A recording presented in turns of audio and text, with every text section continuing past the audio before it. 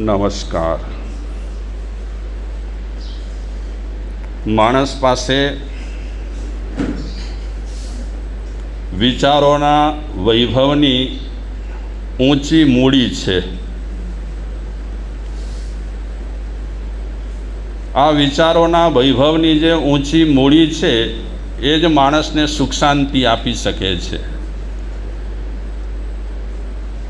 આપણા મનમાં સુંદર વિચારો આપણે પેદા કરી શકીએ અને સુંદર વિચારો આપણા મનમાં પેદા થાય, આપણે સુંદર વિચારો કરી શકીએ એટલા માટે મહાપુરુષોએ સત્સંગ, પ્રવચન, ઉપદેશ, વ્યાખ્યાન વગેરેનું આયોજન કરેલ છે. વર્ષોથી, અનેક વર્ષોથી ભારતભરમાં નહીં પણ વિશ્વભરમાં સારા વિચારોના ફેલાવા માટે આવી બધી ઘણી પ્રવૃત્તિ થતી રહેતી હોય છે. બધી જ્ઞાતિઓમાં આ વિચારો સારા ફેલાય એટલા માટે સત્સંગાદિના આયોજન થતા રહેતા હોય છે, કથાઓના પણ આયોજન થતા રહેતા હોય છે, પ્રવચનાદિ પણ થતા રહેતા હોય છે. પણ ઘણી વખત માણસને પોતાના સારા વિચારોના વૈભવ પર વિશ્વાસ નથી હોતો અને પોતાના સારા વિચારો પર વિશ્વાસ ન હોવાને કારણે ઘણી વખત માણસ ઘણી વસ્તુઓના ખડકલા કરતો હોય છે, ઘણી ચીજ વસ્તુઓના ખડકલા કરતો હોય છે. એના મને એમ કે આ ચીજો મારા ઘરમાં આવશે, આ ચીજો હું ભેગી કરીશ તો એનાથી મને સુખ મળશે, એનાથી મને શાંતિ મળશે, એનાથી મને આનંદ મળશે, એનાથી મને પ્રસન્નતા મળશે. એટલે માણસ બિચારો સારા વિચારના વૈભવ પર વિશ્વાસ ન રાખવાને કારણે અનેક ખડકલા પોતાના ઘરમાં ઊભા કરતો હોય છે. એક સરસ મજાની કહાની છે.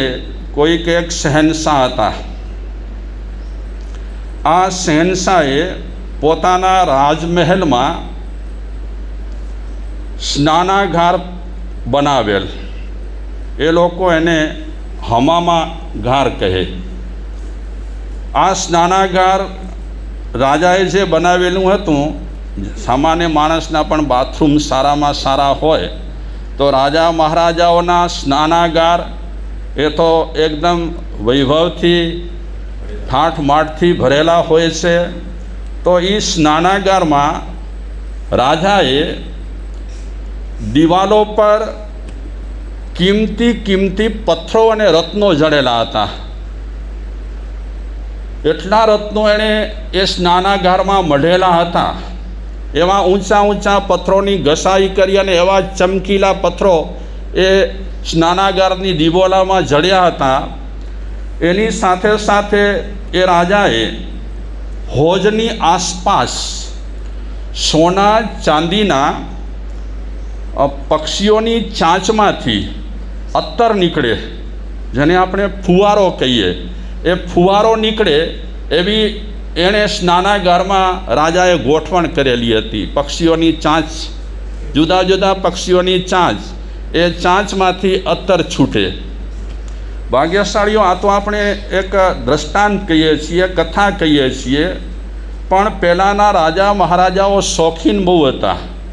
આજે આપણે હમ્પીની મુલાકાત લઈએ તો હમ્પીમાં કમલ મહેલ છે. જો કે હવે તો બધા જૂના પુરાણા થઈ ગયા છે, અવશેષ છે. એ કમલ મહેલ આપણે જોઈએ, એ રાજા મહારાજાઓના મહેલ આપણે જોઈએ.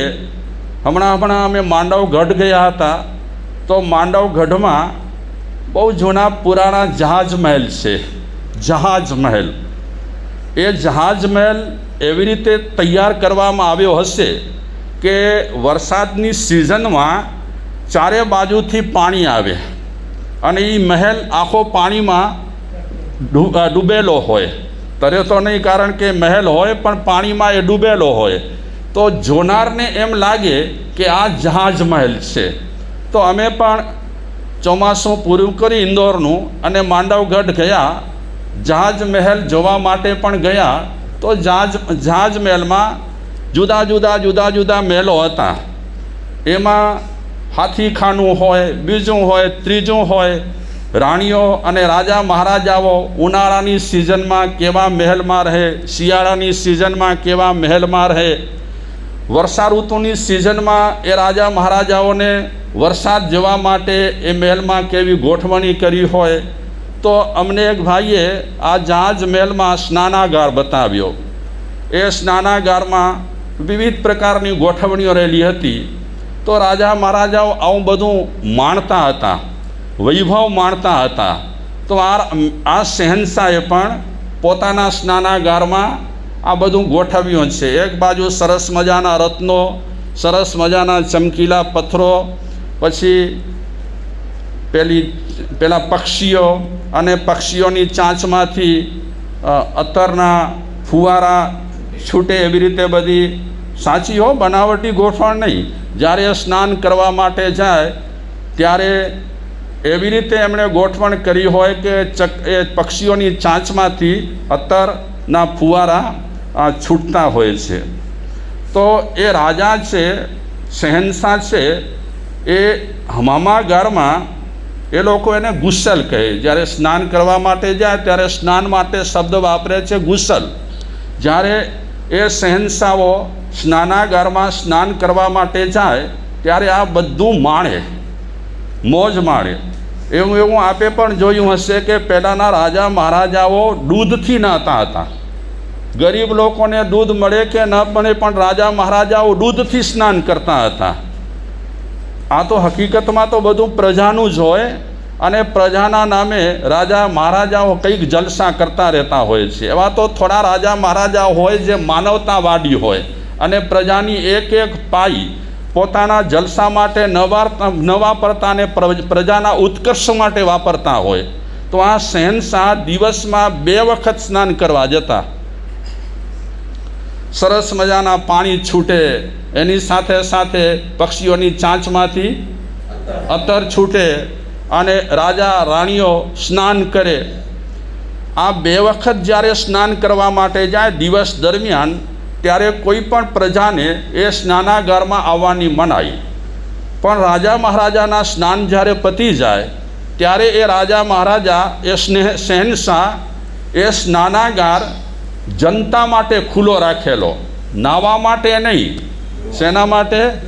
ખાલી જોવા માટે, મુલાકાતીઓ માટે એ સ્નાનાગાર ખુલ્લો મૂકેલો.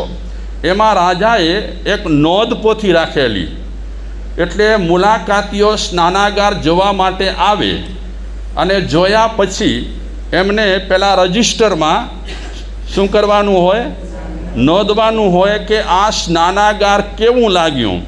તો પબ્લિક છે બિચારી, પબ્લિક તો જે બાજુ આપણે વાળીએ એ બાજુ વળે. જનરલી પબ્લિક છે બહુ કાંઈ વિચારતી નથી, ગતાનુગતિક લોક રહેલા છે. એવા થોડા લોકો રહેલા હોય જે વિચારકો રહેલા હોય, લોકોથી થોડા અલગ રહેલા હોય, લોકોથી થોડીક વિચારસરણી અલગ ધરાવતા હોય. બાકી જનરલી જે ચાલતું હોય તે રીતે જ બધું ચાલતું હોય. તો આ શહેનશાહના સ્નાનાગારમાં લોકો આવે, મુલાકાતીઓ આવે તો રજિસ્ટરમાં નોંધપોથીમાં લખે કે લખલૂટ ખર્ચો કર્યો અને સરસ મજાનું સ્નાનાગાર છે. બીજો શું અભિપ્રાય આપે? તમે ખર્ચો ખૂબ કર્યો, તમારો આ સ્નાનાગાર ખૂબ જ સુંદર રહેલો છે. આવી રીતે લોકો નોંધપોથીમાં લખે. અમે પણ ઘણા વિહારધામોમાં જઈએ ને તો વિહારધામોમાં એક નોંધપોથી હોય, કારણ કે એવા વિહારધામો રહેલા છે કે ચોમાસા સિવાય સાધુ સંતોની અવર જવર સતત ચાલુ હોય. પછી દેરાવાસી હોય, સ્થાનકવાસી હોય, દિગંબર હોય, શ્વેતાંબર હોય, સતત એ લોકોનો પ્રવાહ ચાલુ જ પડ્યો હોય એ વિહારધામોમાં. ક્યારેક 10 સાધુ સાધ્વી આવે, ક્યારેક 20 સાધુ સાધ્વી આવે. તો એ લોકો પણ એક રજિસ્ટર રાખે. એ રજિસ્ટર દરેક સાધુ સાધ્વીને આપે.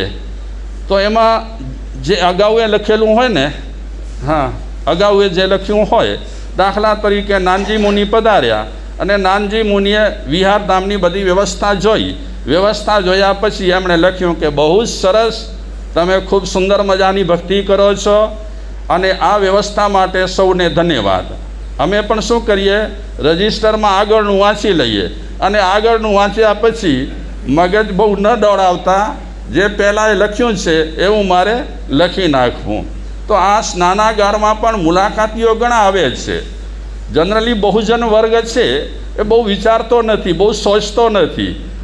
બહુજન વર્ગ તો બેહાકોર કહીએ ત્યાં એને પ્રમાણે પાકે કેણું, કોઈ નવીનતા કરવી.